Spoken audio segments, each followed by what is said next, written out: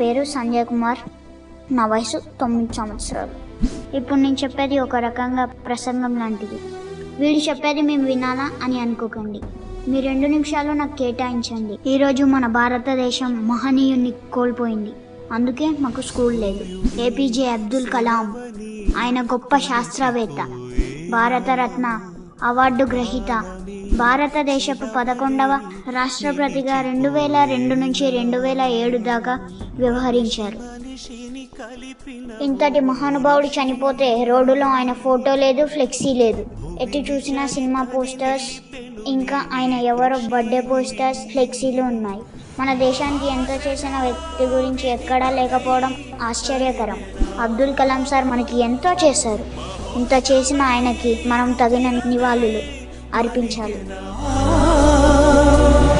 ఆగిపోయేనా త్యాగం కదా.